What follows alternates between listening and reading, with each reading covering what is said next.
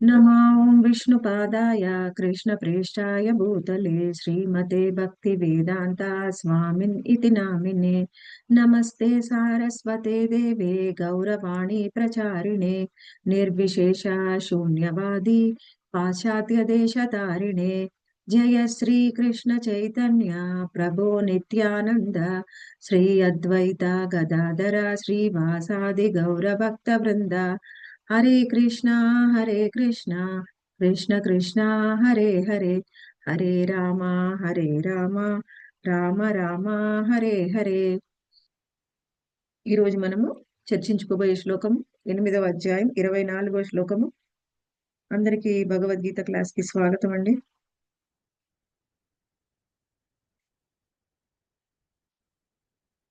అగ్నిర్జ్యోతిర్రః శుక్ల షణ్మాసా ఉత్తరాయణం తత్ర ప్రయాత గచ్చంతి బ్రహ్మ బ్రహ్మవిదో జనా. అగ్నిర్జ్యోతిర్రః శుక్ల షణ్మాసా ఉత్తరాయణం తత్ర ప్రయాత గచ్చంతి బ్రహ్మ బ్రహ్మవిదో జనా. పరబ్రహ్మము నెరిగిన బ్రహ్మ విధులు అగ్ని దేవుని ప్రభావమునందు కాంతియందు పగటి అందలి ఏదేని శుభగడియందు శుక్లపక్షమునందు లేక సూర్యుడు ఉత్తరముగా ప్రయాణించు ఉత్తరాయణ పుణ్యకాలమునందు ఈ జగమును వీడుట ద్వారా ఆ పరబ్రహ్మమును పొందుదురు. ఇక్కడ మనకి 8వ అధ్యాయం ఏంటి అంటే భగవత్ ప్రాప్తి. భగవత్ ప్రాప్తి అంటే ఏంటి? భగవంతుణ్ణి ఎలా పొందాలి ఆ విషయాన్ని మనకి 8వ అధ్యాయంలో చాలా డీటెయిల్డ్ గా వివరిస్తున్నారు. అయితే మనకి భగవద్గీత మొదటి అధ్యాయంలో ఏం చెప్పారు? మొదటి అధ్యాయంలో అర్జునుడు స్వయంగా నేను ఏ ఏం చెయ్యాలో తెలియదు, యుద్ధం చెయ్యాలా వద్దా అనే మీమాంసలో ఉన్నప్పుడు ప్రశ్నిస్తాడు స్వయంగా శ్రీకృష్ణ భగవానుని. అప్పుడు కృష్ణుణ్ణి గురువుగా స్వీకరించినప్పుడు శ్రీకృష్ణ భగవాను అర్జునుడికి జ్ఞానం ఇవ్వడం మొదలు పెడతారు 2వ అధ్యాయం. అది గీతాసారము సాంఖ్యయోగం చెప్పుకుంటాము. అందులో కొంచెం డీటెయిల్డ్ గా కాకుండా మనకి శరీరం ఆత్మ గురించి సంబంధాన్ని మనకి వివరిస్తారు. ఆ తర్వాత 3 మరియు 4వ అధ్యాయంలో మనకి కర్మయోగము మరియు నిష్కామ కర్మ యోగం గురించి వివరిస్తారు. ఆ తర్వాత 5వ అధ్యాయంలో జ్ఞాన యోగం గురించి, 6వ అధ్యాయంలో ధ్యాన యోగం అష్టాంగ యోగం గురించి మనకి శ్రీకృష్ణ భగవానుడు వివరిస్తారు. అయితే ఈ 6వ అధ్యాయం వరకు కూడా భక్తి అనేది ప్రధానంగా ఉండదన్నమాట. భక్తి అనేది ఖచ్చితంగా ముఖ్యం. భక్తి లేకుండా నువ్వు చేసే ఏ సాధన అయినా సరే దాని వల్ల ఏ ఫలితము ఉండదు. ఎలా చెప్తారంటే ప్రభుపాదుల వారు, మనము ఒక ఆల్రెడీ వరి పొట్టు ఉంటుంది చూడండి, బియ్యాన్ని తీసేసిన తర్వాత ఆ గింజల్లో పొట్టు ఉంటుంది. ఆ పొట్టుని ఎంత దంచినా గానీ అందులోంచి ఏమీ రాదు మనకి. అలానే భక్తి లేకుండా చేసేటటువంటి సాధన, ఆధ్యాత్మిక సాధన ఏదైనా అది పూర్తిగా మన శరీరంలో ఉన్న కొవ్వు కరిగిపోవడానికి తప్పించి దేనికి ఉపయోగపడదు. పదే పదే ప్రభుపాదుల వారు చెప్తూ ఉంటారు. మనకి 6 అధ్యాయాల వరకు కూడా కర్మయోగం, జ్ఞాన యోగం మరియు ధ్యాన యోగం గురించి వివరిస్తారు. అందులో కర్మ, జ్ఞాన, ధ్యాన ప్రధానంగా ఉంటుంది. భక్తి అనేది ద్వితీయంగా ఉంటుంది, సెకండరీగా ఉంటుంది. తర్వాత 7వ అధ్యాయం నుంచి స్వయంగా శ్రీకృష్ణ భగవానుడు భక్తి యోగం గురించి వివరిస్తున్నారు. ఇందులో భక్తి ప్రధానంగా ఉంటుంది. కర్మ మరియు జ్ఞాన, ధ్యాన అనేవి సెకండరీ, ద్వితీయంగా ఉంటాయి అన్నమాట. ముఖ్యంగా 8వ అధ్యాయం నుంచి కూడా మనకి ఏం వివరిస్తున్నారంటే భక్తి అనేది ప్రధానంగా ఉన్న, భక్తి అనేది ప్రధానంగా లేకపోయినా సరే వాళ్ళు పొందేటువంటి స్థానం ఏమిటి, వాళ్ళు ఏం పొందుతారు అనేది మనకి ఈ శ్లోకంలో వివరిస్తున్నారనమాట. అయితే 7వ అధ్యాయము చివరిలో శ్రీకృష్ణ భగవానుడు కొన్ని టర్మినాలజీని చెప్తారు. అది ఏమిటి అంటే ఆధ్యాత్మ, ఆదిభూత, ఆది దైవ, ఆది యజ్ఞ, వీటిని గురించి కొంచెం ప్రశ్నలు శ్రీకృష్ణ భగవాను వివరిస్తారు కానీ పూర్తిగా డీటెయిల్డ్ గా వివరించారు అనమాట. అందుకని ఈ 8వ అధ్యాయం మొదటి 2 శ్లోకాల్లోనే అర్జునుడు ప్రశ్నిస్తున్నాడు. ఏమంటున్నారంటే, కిం తద్బ్రహ్మ కిమాధ్యాత్మ కిం కర్మ పురుషోత్తమ ఆదిభూతం చ కిం ప్రోక్త ఆది దైవం కిముచ్యతే. ఏమంటున్నారు ఈ శ్లోకంలో? అర్జునుడు ప్రశ్నించను, ఓ దేవదేవ పురుషోత్తమ, బ్రహ్మం అననేమి, ఆత్మ అననేమి, కామ్యకర్మలు అననేమి, భౌతిక సృష్టి అననేమి, దేవతలు ఎవరు, దయతో నాకు వివరింపుము. ఈ అన్ని ప్రశ్నలు కూడా అడిగారు. తర్వాత 2వ శ్లోకంలో కూడా ప్రశ్నిస్తున్నారు. ఆది యజ్ఞ కథం క్రోత దేహేస్మిన్ మధుసూదన ప్రయాణ కాలే చ కథం జ్ఞేయోసి నియతాత్మభిః. అందులో మనకి 2 శ్లోకాల్లో ప్రశ్నించారు. ఈ 2 శ్లోకాల్లో ప్రశ్నించిన వాటికి మొత్తము ఈ అధ్యాయం మొత్తం కూడా శ్రీకృష్ణ భగవాన్ అర్జునుడికి సమాధానం చెప్తారు. ఇందులో 3 మరియు 4 శ్లోకాల్లో ఏం వివరిస్తున్నారంటే, బ్రహ్మం అంటే ఎవరు, ఆధ్యాత్మ ఎవరు, కర్మ ఏమిటి, ఆదిభూతం ఏమిటి, ఆది దైవం ఏమిటి, ఆ తర్వాత ఆది యజ్ఞ ఎవరు అనే విషయాన్ని మనకి 3, 4 శ్లోకాల్లో వివరిస్తారు. తరువాత మొత్తము చాప్టర్ అంతా కూడా 5వ శ్లోకం నుంచి ఈ మిగిలిన అధ్యాయం మొత్తం కూడా 2వ శ్లోకంలో అడిగిన ప్రశ్న ఏమిటది? ప్రయాణ కాలేచ కథం జ్ఞేయోసి నియతాత్మభిః. భక్తి యోగమునందు నిలిచిన వారు మరణ సమయమున నిన్నెట్లు ఎరుగజాలదురు. అంటే భక్తి యోగంలో నియుక్తులైన వాళ్ళు నిన్ను ఏ విధంగా తెలుసుకుంటారు అనే విషయాన్ని ప్రశ్నించారు. దానికి సమాధానంగా ఈ అధ్యాయంలో శ్రీకృష్ణ భగవానుడు మనకి 5వ శ్లోకము మరియు 6వ శ్లోకంలో వివరిస్తున్నారు. అంతకాలే చ మామేవ స్మరన్ ముక్త్వా కలేవరం ప్రయాతి సమద్భావం యాతి నస్తత్ర సంశయః. అంచకాలమున నన్నే స్మరించుచు దేహత్యాగమును చేసడివాడు తక్షణమే నన్ను పొందుచున్నాడు. ఈ విషయమున ఎట్టి సందేహము లేదు. ఇది మనకి ప్రముఖంగా చెప్పుకోవాలి. మనకి ఉదాహరణగా చూస్తే అజామిలుడు చివరి సమయంలో నారాయణుని తలుచుకున్నారు.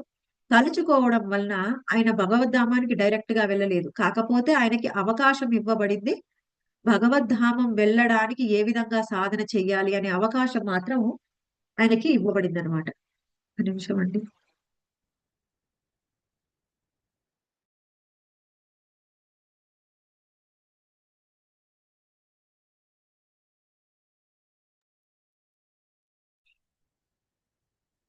మనకి అజామిలుడు ఏ విధంగా అవకాశం ఇవ్వబడ్డాడో అదే అవకాశం మనం ఇక్కడ అర్థం చేసుకోవాలి. అజామిలుడికి అవకాశం ఇవ్వబడింది. కానీ డైరెక్ట్ గా భగవద్ధామానికి వెళ్ళలేదు. ఆయన చివరి సమయంలో నారాయణుడినే తలుచుకున్నాడు.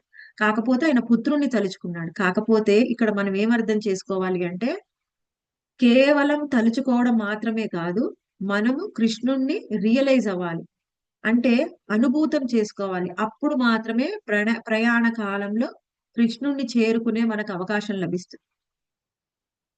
మనం అనుకోవచ్చు, అంటే మనం జీవితం అంతా ఏవైనా చెయ్యనివ్వండి, చివరి సమయంలో కృష్ణుడు గుర్తు రావడానికి మన పక్కన కూర్చొని ఎవరైనా గాని ఒక 3, 4 గంటలు లేకపోతే 3, 4 రోజులు వరుసగా కీర్తన చేసినట్లయితే మనం ఖచ్చితంగా ఆ కృష్ణుడు మనకు చెవిలో వెళ్తుంటాడు కాబట్టి కృష్ణనామం ఆటోమేటిక్ గా మనము భగవద్ధామం చేరుకోవచ్చు అని అనుకోవచ్చు. కానీ ఇది ఎవరికైనా కానీ కృష్ణ కృప ఉంటే, స్పెషల్ గా కృష్ణ కృప ఉంటే తప్ప ఇది సాధ్యం కాదు. మన జీవితాంతం ఏం చేశామో అదే మనకు గుర్తొస్తుంది. జీవితాంతం మనం భక్తులుగా ఉన్నా మన మనసులో భక్తి భావం అనేది ప్రధానంగా లేకపోతే, మనకి గాఢమైన విశ్వాసము అనుభూతి లేకపోతే చివరి సమయంలో కూడా గుర్తుకురారు. ఇది మనము ముఖ్యంగా అర్థం చేసుకోవాలి.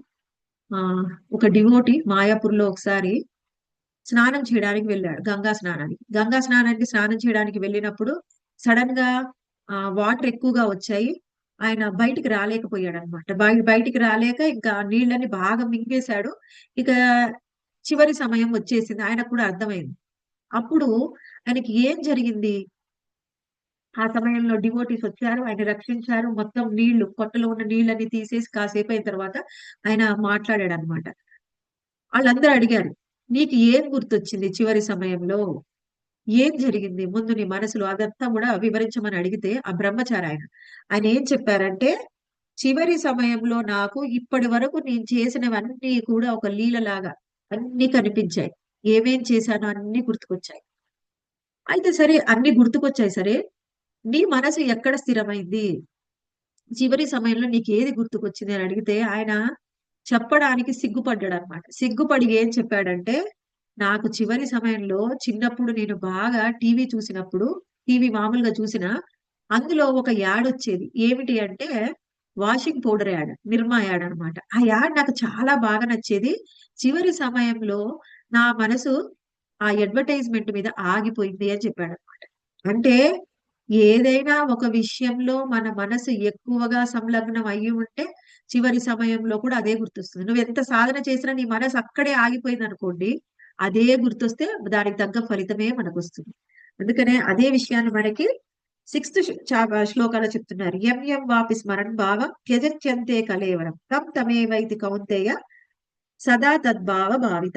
ఓ కౌంతేయ, దేహము త్యజించినప్పుడు మనుజుడు ఏ భావమును స్మరించునో అదే భావమును అతడు నిశ్చయంగా పొందును. మనం అనుకుంటున్నాం మనం చాలా గొప్పగా సాధన చేస్తూ ఉన్నాము అని.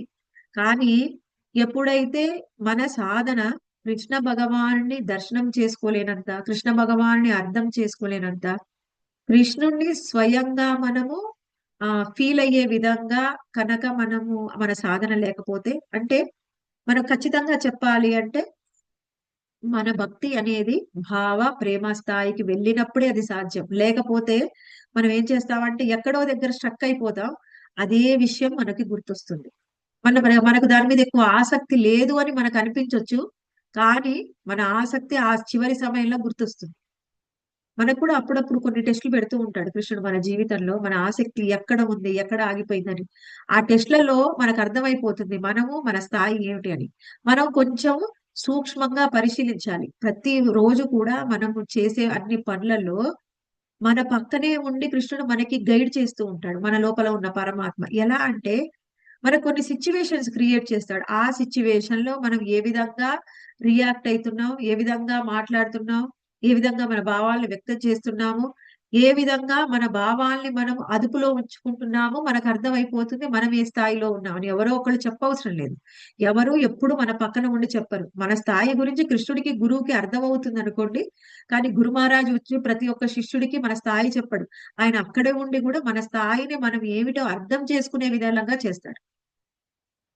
అందుకని ప్రతి ఒక్కళ్ళం కూడా చివరి సమయంలో నేను గుర్తుంచుకుంటానండి, భగవద్ధామానికి వెళ్తానండి అని అనుకోవసరం లేదు. ఇంకొకటి ఈ విధమైన భయం కూడా అవసరం లేదు. నేను ఎంతో బాగా సాధన చేస్తూ ఉన్నప్పుడు చివరి సమయంలో ఆయన కులశేఖర ఆళ్వార్ చెప్తారనమాట. ఏమిటంటే కంఠావరోధం కఫవిత్త పాతం. అంటే కఫము అది వాతము, పిత్తముతోని నా కంఠము పూడుకొని పోయి ఆ చివరి సమయంలో నాకేది గుర్తుకు రాకుండా ఉన్నటువంటి సమయంలో కాకుండా కృష్ణ ఇప్పుడే నన్ను భగవద్ధామానికి తీసుకొని వెళ్ళు అని ఆయన అడుగుతూ ఉంటాడు.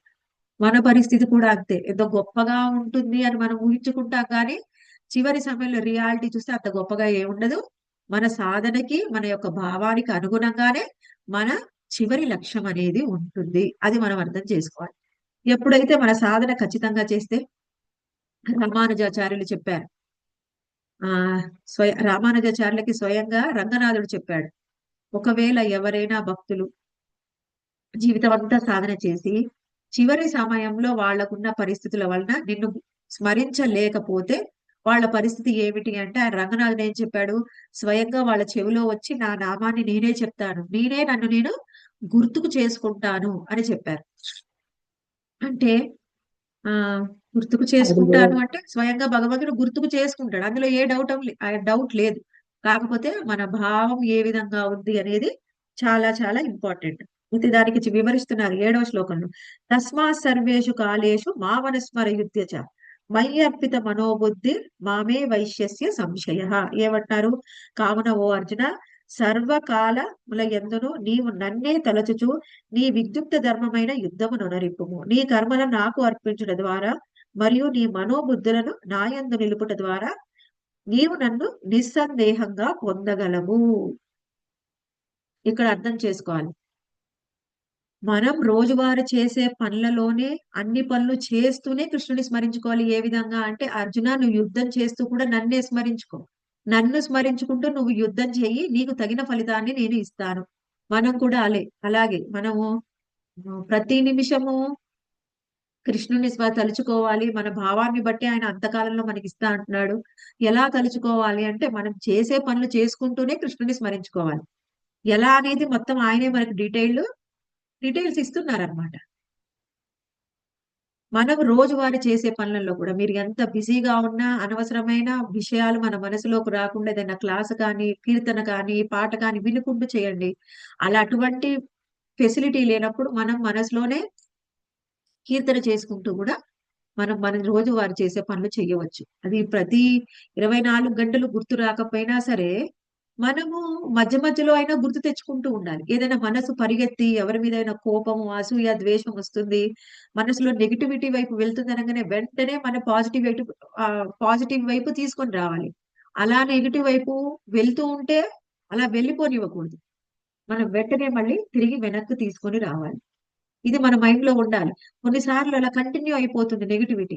దాన్ని వెంటనే మనము బ్రేక్ చేయడానికి ప్రయత్నం చేయాలి. ఇదెలా అంటే ఒక్క రోజులో అయ్యేది కాదు. అదే చెప్తున్నారు 8వ శ్లోకంలో. అభ్యాస యోగ యుక్తేన చేతసా నాన్యగామిన పరం పురుషం దివ్యం యాతి పార్థాన్ చింతయన్. ఓ పార్థ, మనసుని ఎల్లవేళలా నా స్మరణయందే నియుక్తము చేసి ఏ మాత్రము మార్గము తప్పక నన్నే దేవదేవునిగా ధ్యానము చేసేవాడు నన్ను తప్పక చేరగలడు.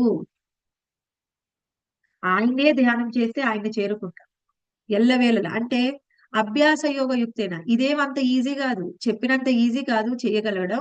ప్రతిరోజు అభ్యాసం చేయాలి. అభ్యాసం చేస్తూనే ఉండాలి. అభ్యాసం చేస్తూనే ఉంటే అప్పుడు ఫలితం వస్తుంది. అభ్యాసం చేస్తూ ఉండకపోతే ఫలితం ఎప్పటికి రాదు. కొన్నిసార్లు అనిపిస్తుంది. నేను చాటింగ్ చేస్తున్నా నా మనసు కుదరడం లేదండి. అందుకే నా మనసు కుదిరినప్పుడు చేస్తాను. కుదరట్లేదు కాబట్టి నేను 4 మాలలే చేశానండి. అది ఎప్పటికీ మన మనసు మంచిగా కుదిరినప్పుడే నేను సాధన మొదలు పెడతాను అంటే అది ఎప్పటికీ అవ్వదు. సాధన చేస్తూ చేస్తూ ఉంటే కృష్ణుడి యొక్క కృప వల్ల మనలో ఉన్న అనర్థాలు తొలగిపోతూ ఉంటే అప్పుడు మన మనసు కుదురుతుంది సాధన మీద. అప్పటి వరకు కుదరదు. ఆ సాధన మీద కూడా 100% ఒకే రోజు రాదు. కొంత కొంతగా మనకి మార్పు అనేది వస్తుంది. అదే విషయాన్ని ఈ శ్లోకంలో చెప్పారు. ఎలా ఆయన ఏం చెప్తున్నారు ఇందులో మొత్తం ఈ అధ్యాయంలో? చివరి సమయంలో నన్ను గుర్తుంచుకుంటే, నువ్వు ఏం స్మరించుకుంటే నువ్వు అదే పొందుతావు. నన్ను ఎలా పొందాలి అనేది ఈ మొత్తం అధ్యాయం. భగవత్ ప్రాప్తి. అయితే ఎలా? నువ్వు చివరి సమయంలో నువ్వు నన్ను తలుచుకుంటే నన్ను పొందుతావు. నీ భావాన్ని బట్టే నన్ను పొందుతావు. మరి ఏం చెయ్యాలి? అంటే ప్రతి క్షణం నన్ను స్మరించుకో. నువ్వు చేసేయాలి. తస్మాత్ కర్మేషు కాలేషు. ప్రతి క్షణం కూడా నన్ను స్మరించుకుంటూ నీ పనులన్నీ నువ్వు చేసుకో అని అర్జునుడికి చెప్తున్నాడు. అంటే మనకి చెప్తున్నాడన్నమాట. అర్జునుడు ఎప్పుడు మర్చిపోడు. అయితే ఎలా? అభ్యాస యోగయుక్తన. ప్రతిరోజు అభ్యాసం చేస్తేనే అది సాధ్యము అని చెప్పారు. ఆ తర్వాత శ్లోకాలలో మనకి వివరిస్తూ ఉన్నారు. నువ్వు ఏ విధంగా మనకి ఇక్కడ మొత్తం ఈ అధ్యాయం మొత్తం కూడా కర్మయోగి, ధ్యాన యోగి, అష్టాంగ యోగి, దాంతో పాటు భక్తి యోగి కూడా. నువ్వు ఏ విధమైన భావాన్ని ఉంచుతావో, ఏ విధంగా నువ్వు సాధన చేస్తావో దాన్ని బట్టి నువ్వు పొందే లక్ష్యం కూడా ఉంటుంది అని మనకి 9వ శ్లోకం నుంచి వివరిస్తున్నారు. అయితే తర్వాత మనకి 14వ శ్లోకంలో వివరిస్తారు. అనన్యాచేత 14వ శ్లోకంలో మనకి ఏం వివరిస్తున్నారంటే అనన్యాచేత సతతం యోమాం స్మరతి నిత్యచః తస్యాహం సులభ పార్థ నిత్యయుక్తస్య యోగినః. అనన్య భక్తి అంటే శుద్ధ భక్తిని ఎవరైతే ఆచరిస్తారో వాళ్ళు, ఓ పార్థ, అనన్య చిత్తముతో నన్ను స్మరించువానికి అతని నిరంతర భక్తియుత సేవ కారణమున నేను సులభంగా లభ్యుడనై ఉన్నాను. అనన్య చిత్తము అంటే ఏమిటి? అన్యాభిలాషిత శూన్యము. కర్మయోగము, జ్ఞానయోగము, ఇష్టాంగ యోగం మీద ఏ విధమైన వాళ్ళకి ఆసక్తి లేకుండా కేవలం శుద్ధ భక్తి యోగాన్ని ఆచరిస్తే వాళ్ళు కృష్ణున్నే పొందుతారు. చెప్పిన తర్వాత ఈ విధంగా మన భావాన్ని బట్టి వాళ్ళ యొక్క లక్ష్యం ఏ విధంగా ఉంటుంది, వాళ్ళు ఏం పొందుతారు అనేది వివరిస్తూ ఉన్నారు. అయితే ఈ రోజు మన శ్లోకము 24వ శ్లోకంలో ఏం వివరిస్తున్నారు అంటే కర్మయోగి, జ్ఞానయోగి మరియు అష్టాంగ యోగి వాళ్ళు వాళ్ళ సాధన చేస్తూ ఉన్నారు. వాళ్ళ సాధన ఎవరి మీద చేస్తూ ఉన్నారు? వాళ్ళ సాధన వాళ్ళు పరమాత్మ మీద చేస్తూ ఉన్నారు. అంటే ఇక్కడ మనం అర్థం చేసుకోవాలి. పరమాత్మ మీద ధ్యానం చేస్తూ ఉన్నా వాళ్ళకి భక్తి అనేది ఉంది. నువ్వు ఏమైనా ఆచరించు. భక్తి అనేది లేకుండా పురోగతి ఉండదు. ముఖ్యంగా దీనికి గేట్‌వే ఏమిటి అంటే ఎక్కడి నుంచి మనం వెళ్ళగలము అంటే మనకి మూడవ అధ్యాయంలోనే కృష్ణుడు ఫస్ట్ చెప్పింది ఏమిటి అంటే నిష్కామ కర్మ యోగము. నువ్వు నిష్కామ కర్మ యోగాన్ని ఆచరించినట్లయితే నీకు పురోగతి వస్తుంది. దేని వైపు? నువ్వు నిష్కామ కర్మని ఆచరిస్తేనే అప్పుడు నువ్వు జ్ఞానయోగివైన అవ్వగలవు, ధ్యాన యోగివైన అవ్వగలవు, లేకపోతే భక్తి యోగివైన అవ్వగలవు. అంతే తప్పించి నువ్వు నిష్కామ కర్మని ఆచరించకుండా నీకు పురోగతి అనేది రాదు. నిష్కామ కర్మ అంటే ఏమిటి? నువ్వు ఏదైనా ఒక పనిని చెయ్యి, కానీ ఫలితం పట్ల ఆశ అనేది ఉండకూడదు. ఇది చెప్పినంత ఈజీ కాదండి. నిష్కామ కర్మ యోగమే మనకి చాలా కష్టం. ఏ పనైనా చెయ్యి, కానీ ఫలితం ఆశించకు. కృష్ణుడికి సమర్పించు. అది నిష్కామ కర్మయోగం. ఆ తర్వాత మనం చేసే సాధన ఎలా ఉంటుంది? ఒకవేళ జ్ఞానయోగి, ధ్యానయోగి వాళ్ళు పరమాత్మ మీద ధ్యానం చేస్తూ ఉన్నారు. పరమాత్మ అంటే ఎవరు? పరమ సత్యాన్ని మనం 3 విధాలుగా తెలుసుకున్నాం. ఆ పరమ సత్యం యొక్క మొదటి రూపము నిరాకార బ్రహ్మము, రెండవ రూపము పరమాత్మ, మూడవ రూపము స్వయంగా శ్రీకృష్ణ భగవానుడు. 3 రూపాలనండి, 3 లక్షణాలనండి, 3 తత్వాలనండి, 3 విధాలుగా నేను అర్థం చేసుకుంటున్నాను అని కూడా చెప్పవచ్చు. ఏమిటి? ఈ 3 విధాలున్నాయి. వేరే విధం లేదు. పరమ సత్యం 3 విధాలు. ఒకటి నిరాకార బ్రహ్మము, రెండవది పరమాత్మ, మూడవది శ్రీకృష్ణ భగవానుడు.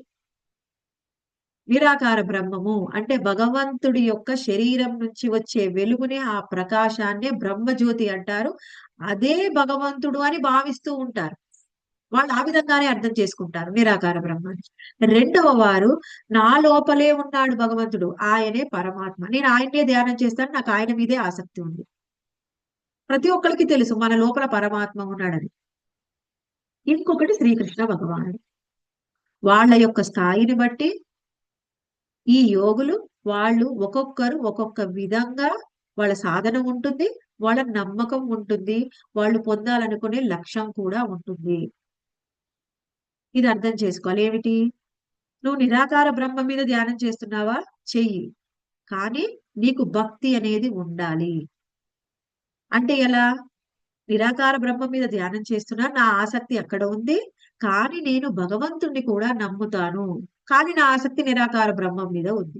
ఓకే. వాళ్ళకి సాయుధ్యముక్తి లభిస్తుంది. నేను పరమాత్మ మీద ధ్యానం చేస్తున్నాను. పరమాత్మ యొక్క రూపాన్ని దర్శిస్తూ ఉన్నాను. ఆయన రూపంనే స్మరిస్తూ ఉన్నాను. వాళ్ళకు కూడా భగవంతుడి మీద నమ్మకం ఉంది. ఆ ధ్యానం పరమాత్మ రూపం అంటే స్వయంగా ఆయన యొక్క అంశ. విష్ణు రూపము. అందుకని వాళ్ళు కూడా వాళ్ళ లక్ష్యాన్ని చేరుకుంటారు. భక్తి యోగి ఖచ్చితంగా కృష్ణుడి మీదే నమ్మకం ఉంటుంది. లేకపోతే విష్ణువు మీద, నారాయణ మీద నమ్మకం ఉంటుంది వాళ్ళకి. వాళ్ళనే ఆరాధిస్తారు. వాళ్ళ యొక్క లక్ష్యాన్ని బట్టి వాళ్ళు కూడా పొందుతారు. కానీ భక్తి లేకపోతే వాళ్ళకి ఏమీ రాదు. ఎవరైనా ఉన్నారు. నేను నిరాకార బ్రహ్మాన్ని ఆరాధిస్తానండి. భగవంతుడిని నమ్మను. అసలు భగవంతుడు లేడు. నిరాకార బ్రహ్మమే ఒక రూపాన్ని తీసుకొని మన ముందుకొచ్చింది. ఆయనే కృష్ణుడు. ఆయనే భగవద్గీత చెప్పాడు. ఇక్కడ నేను అంటే కృష్ణుడు కాదు. నేను అంటే బ్రహ్మము అని ఎవరైనా అంటే వాళ్ళు నరకానికి పోతారు అని స్వయంగా ప్రభుపాదుల వారు చెప్పారు. వాళ్ళకి నరకమే లభిస్తుంది. నువ్వు నమ్మకము దేవుడి మీద ఉండాలి. నమ్మాలి దేవుణ్ణి. కానీ నాకు ఆసక్తి నిరాకార బ్రహ్మం మీద ఉంది. అంటే వాళ్ళకి సాయుధ్య ముక్తి లభిస్తుంది. అయితే ఇక్కడ ఈ శ్లోకంలో ఏం చెప్తున్నారు? 24 నుంచి ఏం చెప్తున్నారు అంటే, సరే ఈ విధంగా వాళ్ళు సాధన చేస్తూ ఉన్నారు. సాధన చేసిన తర్వాత వాళ్ళు ఏం పొందుతారు? అది మనకి ఇక్కడ వివరిస్తున్నారు చూడండి. పరబ్రహ్మమును ఎరిగిన బ్రహ్మ విధులు అగ్నిదేవుని ప్రభావం నందు, కాంతి యందు, పగటి ఎందలి ఏదైనా శుభగడి యందు, శుక్ల పక్షమునందు లేదా సూర్యుడు ఉత్తరాయణంగా ప్రయాణించు ఉత్తర పుణ్యకాలం నందు ఈ జగమును వీడుట ద్వారా ఆ పరబ్రహ్మమును పొందుదురు. ఇక్కడ ఏమిటి? వాళ్ళు పరబ్రహ్మాన్ని పొందుతారు. కానీ సాధన చేసే వాళ్ళు ఎవరు? కర్మయోగి, జ్ఞానయోగి మరియు ధ్యానయోగి. అయితే వీళ్ళు పొందుతారు. కానీ వీళ్ళు మళ్ళీ తిరిగి ఈ భూమి మీదకి రారు. వీళ్ళ లక్ష్యం ఏమిటి? వీళ్ళు వీళ్ళ సాధన ద్వారా వాళ్ళు ముక్తిని కోరుకుంటున్నారు. వాళ్ళ ముక్తి ఏమిటి అంటే సాయుధ్య ముక్తి. వాళ్ళ సాయుధ్య ముక్తి పొందిన తర్వాత తిరిగి రారు. అది 24 శ్లోకం యొక్క మీనింగ్. అయితే ఇక్కడ మనం అర్థం చేసుకోవాలి. అయితే ఇక్కడ ఈ యోగుల్లో కూడా రెండు రకాలు ఉంటారు. ఒకళ్ళు ఏమిటి అంటే వాళ్ళ లక్ష్యం ప్రధానంగా ఏమిటి, నాకు ముక్తి కావాలి, నేను ముక్తిని పొందాలి, ఇంకా అదే నాకు లక్ష్యం, వేరే లక్ష్యం లేదు. ఇంకొంతమంది యోగులు ఉంటారు, నాకు ముక్తి కావాలి కానీ వెళ్లే ముందు ఈ మొత్తం భౌతిక లోకంలో విశ్వంలో ఉన్నటువంటి అన్ని లోకాలు అసలు ఎలా ఉన్నాయి, ఆ అక్కడ ఎవరెవరున్నారు, ఏం చేస్తున్నారు, అక్కడ ఎలా ఉంటుంది ఆ లోకం, ఒకసారి చూడాలి అనే కోరిక ఉంటుంది. నువ్వు డైరెక్ట్ గా నీకు వేరే కోరిక లేకపోయినా నీకు ముక్తి లభిస్తుంది. ఒకవేళ అన్ని లోకాలు ఎలా ఉన్నాయి, ఏం చెయ్యాలి అని నువ్వు సాధన చేసినా నీకు ముక్తి లభిస్తుంది.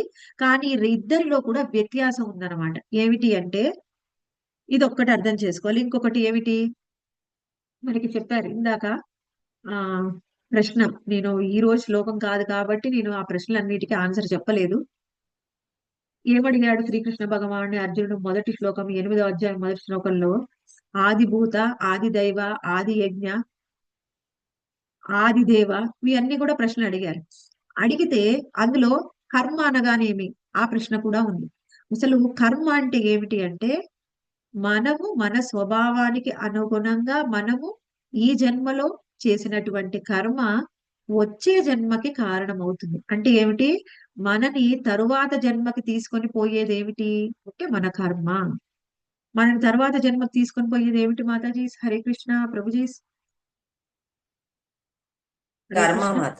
మనం చేసే కర్మ మాత్రం. ఆ ఒక కర్మని కర్మ ఆధారంగా ఉంటది, చేసుకొని, మనం కర్మ కావాలి. కర్మని ఆధారంగా చేసుకొని తరువాత జన్మని తీసుకుంటాం. మనకి ముఖ్యంగా ఆధారం ఏమిటి, కర్మ. కర్మ అంటే ఏమిటి, పని, మనము చేసే పని. కానీ ఈ యోగులు వాళ్ళు ముక్తిని పొందుతారు వాళ్ళ కర్మ ఆధారంగా కాదు, వాళ్ళ సాధన ఆధారంగా, వాళ్ళ యోగ సాధన ఆధారంగా వాళ్ళు ముక్తిని పొందుతున్నారు. వాళ్ళ కర్మ ఆధారంగా వాళ్ళు ముక్తిని పొందడం లేదు. ఇప్పుడు కర్మ ఆధారంగా చేసుకుని వెళ్తే మనని కర్మ తీసుకొని వెళ్తుంది. యోగ సాధన ఆధారంగా చేసుకొని నువ్వు ముక్తిని పొందితే యోగ సాధన ద్వారా వాళ్ళు ముక్తిని పొందుతారు. అక్కడ కర్మ అనేది లేదు. నువ్వు కర్మను ఆధారంగా చేసుకొని వెళ్ళావనుకోండి ఉద్దరత లోకాలకి, ఏం జరుగుతుంది, కర్మ ఆధారంగా వెళ్తే కర్మ చేసినప్పుడు మనకు పుణ్యం కానీ పాపం కానీ వస్తుంది. నేను పుణ్యాన్ని ఆధారంగా చేసుకొని ఉన్నత లోకానికి వెళ్ళాను, స్వర్గానికి వెళ్ళాను, ఆ తర్వాత అపోలోకానికి వెళ్ళాను, బ్రహ్మలోకానికి వెళ్ళాను అనుకోండి, అప్పుడు ఏం జరుగుతుంది, నా పుణ్యం తరిగిపోగానే నేను ఈ భూమి మీదకి వచ్చేస్తాను. అంతే. నీ పుణ్యం ఎన్ని రోజులు ఉందమ్మా, నీకు పుణ్యం ఉంది ఒక 10,000 సంవత్సరాలు, సరే 10,000 సంవత్సరాలు ఉండు, తర్వాత భూమి మీదకి వెళ్ళిపో. కానీ యోగ సాధన ద్వారా వెళ్ళిన వాళ్ళు ఒకసారి వెళ్తే మళ్ళీ తిరిగి రారు. వాళ్ళు ఎలా, ఇప్పుడు అర్థం చేసుకుందాం. నాకు, నేను యోగ సాధన ద్వారా, ఒక యోగి యోగ సాధన ద్వారా ఉన్నత లోకాలకి ముక్తిని పొందాలనుకుంటున్నాడు, సాహిత్య ముక్తి. అయితే ఈ సాయుధ్య ముక్తి వెళ్ళాలనుకున్నప్పుడు ఆయనకి నాకు సాయుధ్య ముక్తి కావాలి, ఇంకా వేరే ఏమీ వద్దు అనుకుంటే ఖచ్చితంగా ఆయన సాయుధ్య ముక్తిని డైరెక్ట్ గా పొందుతాడు. పొందినప్పుడు ఏం జరుగుతుంది, ఈ శరీరాన్ని వదిలేసినప్పుడు శరీరము, ఈ స్థూల శరీరంతో పాటుగా సూక్ష్మ శరీరాన్ని కూడా వదిలేస్తాడు, సాయుధ్య ముక్తిని పొందుతాడు. కానీ నాకు ఇంకొక కోరిక ఉంది. ఏమిటా కోరిక, సాధన చేసేటటువంటి యోగికున్న కోరిక, రెండవ కోరిక ఏమిటి అంటే నాకు సాయుధ్య ముక్తి కావాలి, నేను ముక్తిని పొందుతాను, నాది అదే కోరిక. కానీ ఈ భౌతిక లోకంలో ఏమేమి ఉన్నాయి అన్ని కూడా ఒకసారి చూసుకుంటూ వెళ్తాను.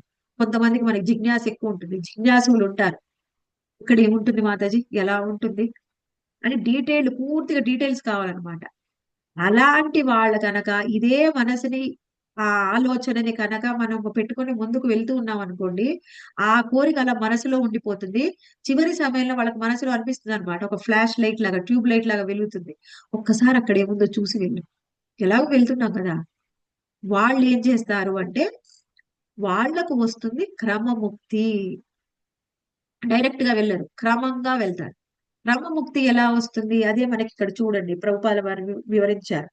భాష్యంలో ఏమిస్తున్నారంటే అగ్ని, కాంతి, పగలు, శుక్లపక్షము అను వాటిని తెలిపినప్పుడు వానికి అధిష్టాన దేవతలు కలరనియు వారు ఆత్ర నిష్క్రమించుటకు తగిన ఏర్పాట్లు చేయుదురనియు మనము అవగత చేసుకొనవలెను. హరే కృష్ణ డివోటీస్, మ్యూట్ లో ఉండండి. నాకు చెప్పాను రమ్మని. ఇక్కడ చెప్తున్నారు ప్రభుపాల వారు, భాష్యాన్ని మనం శ్రద్ధగా చదివితే మనకు అన్ని అర్థం అవుతాయి. ఇక్కడ ఏమంటున్నారు? అగ్ని, కాంతి, పగలు, శుక్లపక్షము అనే లోకాల ద్వారా ప్రతి ఒక్క ఇవన్నీ కూడా ఏంటివి అంటే వివిధ లోకాలు, ఉన్నత లోకాల్లో వివిధ లోకాలు అన్నమాట. మొదటి లోకము అగ్ని అంటే వైశ్వానర లోకము.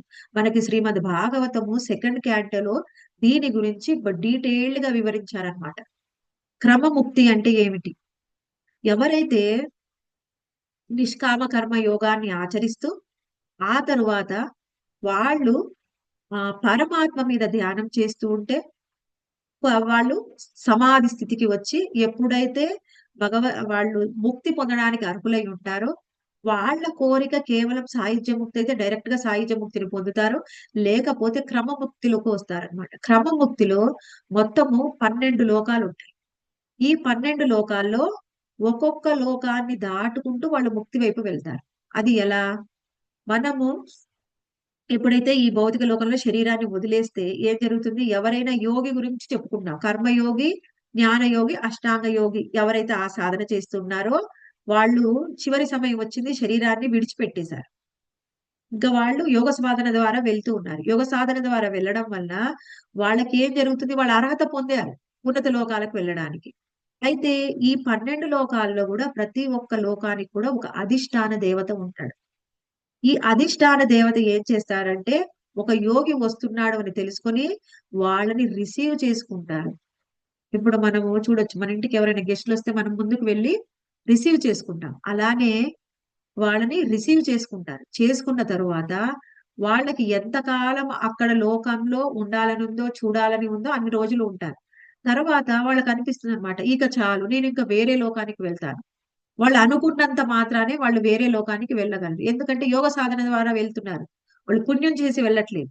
పుణ్యం చేసి వెళ్తే నీకు ఎంత వరకు పుణ్యం ఉందో అక్కడి వరకు వెళ్ళి మన పుణ్యం తరిగిపోగానే తిరిగి వచ్చేస్తాం. ఆ నుంచి ఉన్నత లోకం, ఆ నుంచి ఉన్నత లోకం అలా ఏం వెళ్ళరు వాళ్ళు. కానీ వీళ్ళు వెళ్ళగలరు, యోగ సాధన ద్వారా వెళ్తున్నారు. అయితే ఏమిటి? అన్నిటికంటే ఫస్ట్ లోకం వెళ్ళారు, వైష్ణవ లోకం. అగ్ని, అది అగ్ని భూతంగా ఉంటుంది అనమాట. అగ్ని ఎక్కువగా ప్రమాణంగా ఉంటుంది అక్కడ. ఆ లోకంలోకి వెళ్ళిన తర్వాత వాళ్ళు శరీరాన్ని, స్థూల శరీరాన్ని వదిలేశారు. సూక్ష్మ శరీరం ఉంటుంది వాళ్ళతోని. తర్వాత ఆ లోకం అయిపోతుంది. రెండవ లోకానికి వెళ్తారు. రెండవ లోకం ఇక్కడ ఏం చెప్పారు? కాంతి. ఆ లోకానికి వెళ్ళిన తర్వాత అక్కడ అధిష్టాన దేవత ఆయన రిసీవ్ చేసుకొని అక్కడ ఎంత కాలం ఉండాలనుకుంటారో అంతకాలం ఉంటారు. అయితే ఆ లోకం నుంచి రెండవ లోకానికి వెళ్ళినప్పుడు వాళ్ళ శరీరం ఇంకా సూక్ష్మం అయిపోతుంది. సూక్ష్మ శరీరం ఇంకా సూక్ష్మం అవుతుంది. అది అయిపోగానే వాళ్ళకి ఇంకొక లోకానికి వెళ్ళాలనిపిస్తుంది. అలా 12 లోకాలని వెళ్ళిన తర్వాత అప్పుడు వాళ్ళ శరీరం ఎలా మారుతుంది? సూక్ష్మ శరీరమే, స్థూల శరీరం ఉండదు ఇంక అక్కడ. మనకి ఈ భూమి మీదనే స్థూల శరీరము, సూక్ష్మ శరీరం ఉంటుంది. మనకంటే కింది లోకాలు, పాతాళ లోకాలకి వెళ్తే కేవలం స్థూల శరీరమే ఉంటుంది, సూక్ష్మ శరీరం ఉండదు. మనకంటే ఉన్నత లోకాల్లో కేవలం సూక్ష్మ శరీరమే ఉంటుంది. ఇంకా ఆ సూక్ష్మ శరీరం ఇంకా సెటిలర్ అవుతుంది, అంటే ఇంకా సూక్ష్మం అవుతుంది. సూక్ష్మాతి సూక్ష్మం అయిపోతుంది అనమాట. చివరికి వాళ్ళకి సాయుధ్య ముక్తి పొందే స్థితికి వచ్చినప్పుడు ఇంకా వాళ్ళ కోరికలన్నీ తీరిపోయాయి. ఇక మాకేం కోరిక లేదండి, మాకు సాయుధ్య ముక్తే కావాలి అనుకున్న వాళ్ళకు అప్పుడు సాయుధ్య ముక్తి అనేది వస్తుంది. కానీ ఈ విధంగా సాధన చేసే యోగి వాళ్ళకి ప్రధానంగా భక్తి ఉంది. కర్మ, జ్ఞాన, యోగం మీద ఆసక్తి అనేది చాలా తక్కువగా ఉంటే వాళ్ళకి సాలోక్య ముక్తి వచ్చే అవకాశం ఉంటుంది. సాలోక్య ముక్తి వస్తుంది, కానీ వాళ్ళు భగవంతుడికి దగ్గరగా వెళ్ళి ఆయనకి ఏమి సేవలు చేయలేరు అనమాట వాళ్ళు. కానీ వాళ్ళు సాలోక్య ముక్తి వస్తుంది. అదే లోకంలో వాళ్ళు శాంతరతి అంటే ఎక్కువగా దగ్గరికి వెళ్ళి సేవలు చెయ్యలేరు, కానీ ఆ లోకంలోనే వాళ్ళు ఇప్పుడు శాంత భక్తి అంటే ఏమిటి? ఎలా? ఆ లోకంలోనే ఉండి వాళ్ళు మనసులో ఆయనకి సేవలు చేస్తూ ఉంటారు. దగ్గరగా వెళ్ళి చెయ్యలేరు అనమాట. ఎందుకంటే వాళ్ళ జ్ఞానం అంతవరకే ఉంది. వాళ్ళు అదే కోరుకున్నారు, వాళ్ళకి అది లభిస్తుంది. అంతకు మించి వాళ్ళకి జ్ఞానం లేదు. అలా యోగి వాళ్ళ యొక్క లక్ష్యాన్ని బట్టి, వాళ్ళ యొక్క ఆసక్తిని బట్టి, వాళ్ళ భావాన్ని బట్టి కృష్ణుడు వాళ్ళకి ఇవ్వవలసిన లక్ష్యాన్ని వాళ్ళకి ఇస్తాడు. ఇక్కడ వరకు అర్థం చేసుకోవాలి. ఏమిటి? ఎప్పుడైతే ఆ లోకానికి వెళ్తారో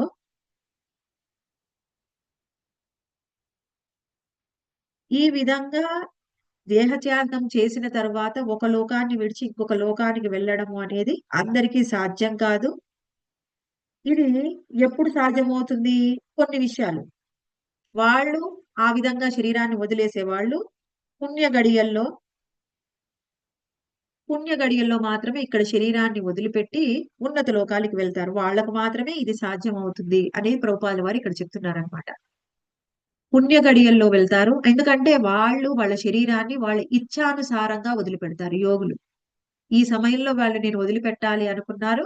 ఆ సమయంలో శరీరాన్ని వదిలిపెడతారు. ఆ విధంగా వాళ్ళ యొక్క ఆసక్తిని బట్టి డైరెక్ట్ గా సాయుధ్య ముక్తి లభిస్తుందా లేకపోతే క్రమముక్తిలో వెళ్తారా అనేది నిర్ణయం చేయబడి ఉంటుంది.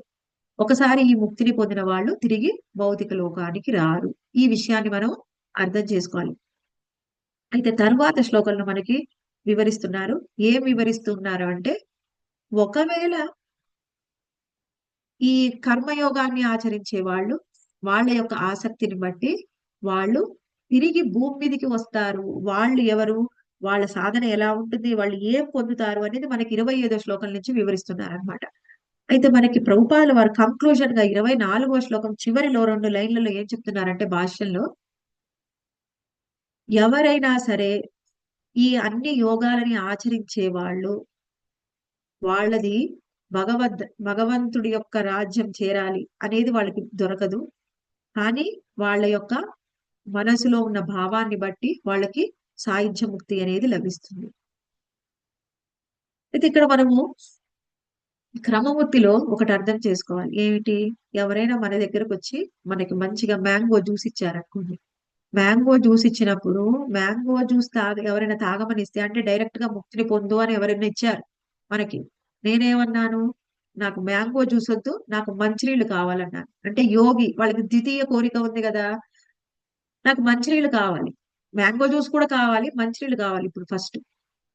సరే అప్పుడు ఏం జరిగింది? సరే ఈయన మ్యాంగో జ్యూస్ ఇప్పుడు వద్దు, అందుకని ఏం చేస్తారు?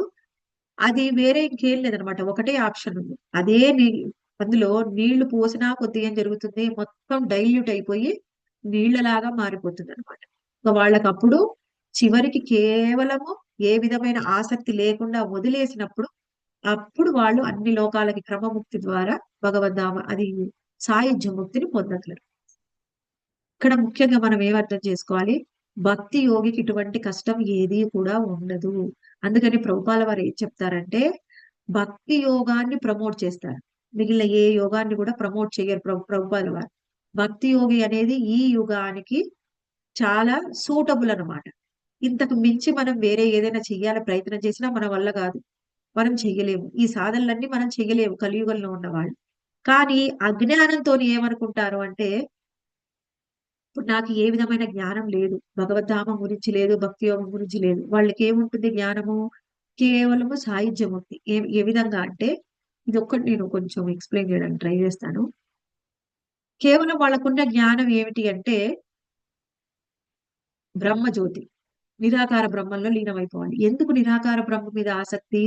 వాళ్ళకి జ్ఞానం లేదు, ఎవరైనా చెప్పినా గాని వినడానికి సిద్ధంగా లేరు. ఎందుకంటే వాళ్ళ యొక్క చైతన్యం అలానే ఉంది. వాళ్ళు మనం చెప్పినా కానీ వినడానికి సిద్ధంగా ఉంటారు. కొంతమందికి ఏమో జ్ఞానం ఉండదు, కొంతమందికి చెప్పినా వినడానికి సిద్ధంగా ఉండరు. ఎలా అంటే ఒక చిన్న పిల్లవాడికి చాక్లెట్ అంటే ఇష్టం. చాక్లెట్ మీద ఉన్న ఆసక్తి వాడికి దేని మీద కూడా ఉండదు. మనం చెప్పామనుకోండి, ఆ చాక్లెట్ ఏం బాగుంటుందిరా, 5 స్టార్ చాక్లెట్, దానికంటే ఇగో నేను ప్రసాదం చేశాను, రసగుల్లా తిను, రస్మలాయి తిను, ఇంకా మంచి మంచి స్వీట్స్ ఉంటాయి, అవి తినురా అని చెప్తే వాడికి ఆసక్తి ఉండదు. అదే మనమైతే మనకి చాక్లెట్ 5 స్టార్ చాక్లెట్ ఇస్తే తింటావా, రసగుల్లాను రస్మలాయి ఇస్తే తింటావా? ప్రసాదం తింటాం మాతాజీ. ప్రసాదమే. ఆ ప్రసాదమే అనుకోండి, ఖచ్చితంగా ప్రసాదమే. రసం. రసగుల్లా రస్మలాయి మీద ఉన్న ఆసక్తి మనకు 5 స్టార్ చాక్లెట్ మీద లేదు.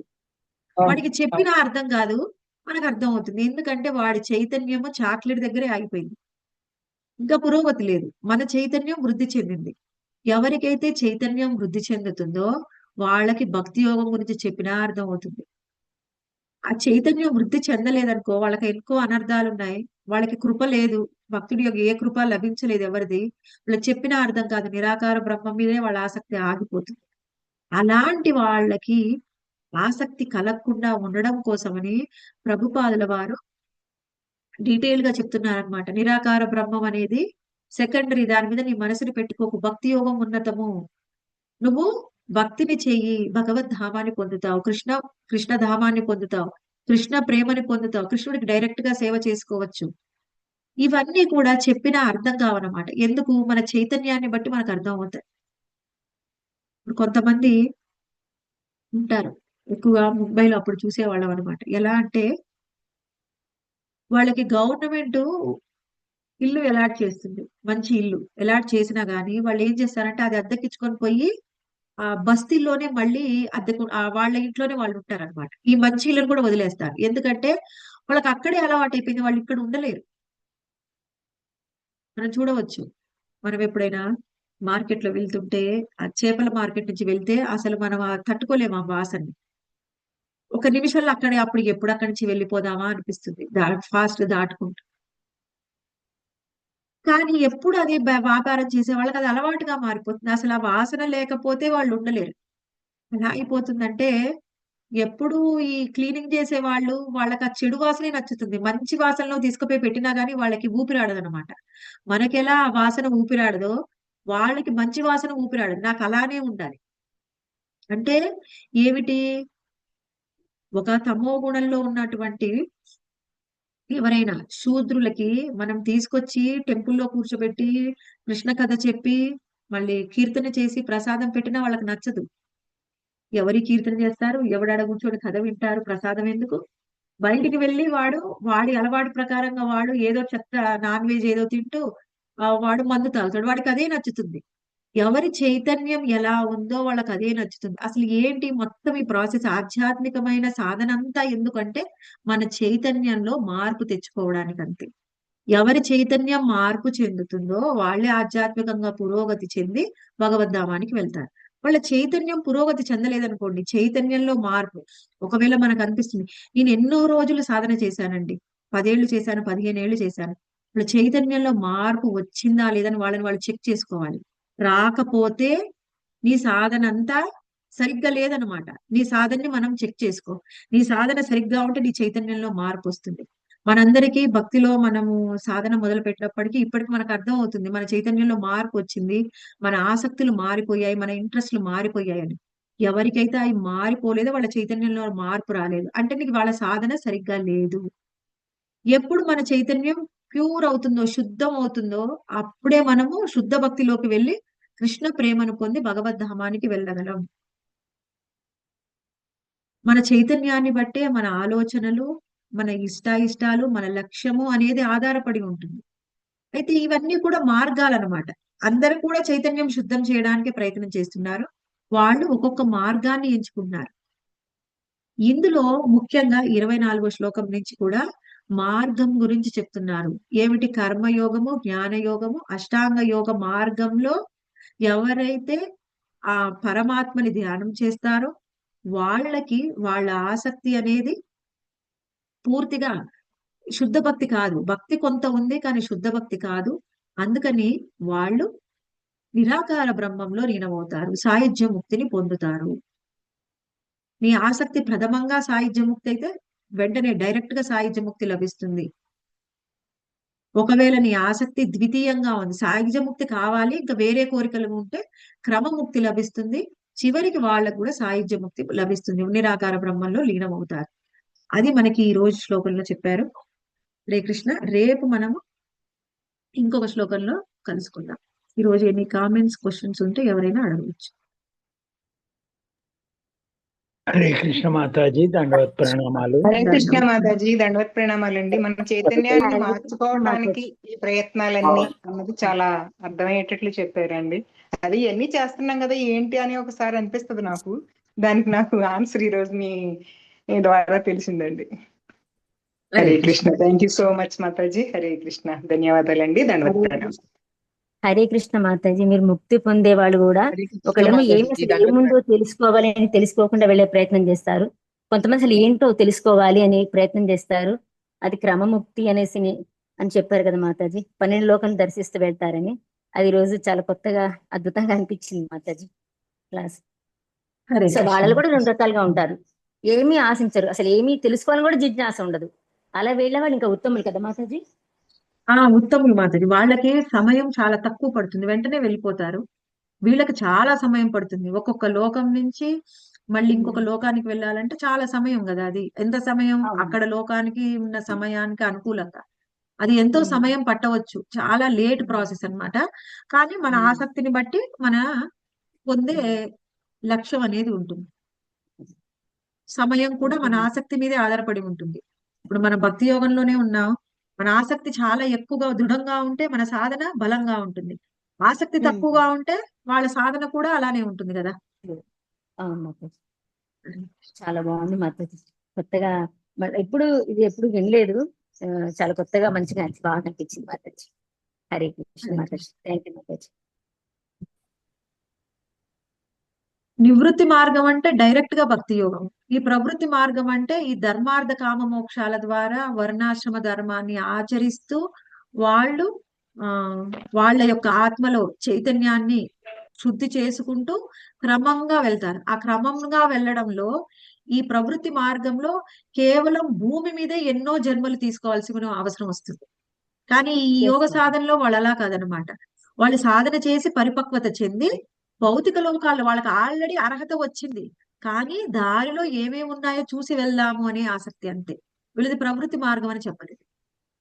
ఎస్ మాతాజీ. అయితే వాళ్ళు కర్మకాండలు చేస్తూ పెడతారు, వీళ్ళు ఆ భక్తిలోనే 1 by 1 చూసుకుంటూ పెడతారు. అంటే వీళ్ళది కర్మకాండ కాదు, కానీ కాదు కాదు, భక్తి ఉంది. వాళ్ళది వేరే వాళ్ళైతే కర్మకాండలో ప్రవృత్తి కూడా కొంత మార్గం. భక్తి ఉండవచ్చు. వీళ్ళకు కూడా ఉమ్, భక్తి ఉంది. కానీ వీళ్ళ సాధన అనేది యోగము, జ్ఞాన యోగము, కర్మయోగము, ధ్యాన యోగం. ఉమ్.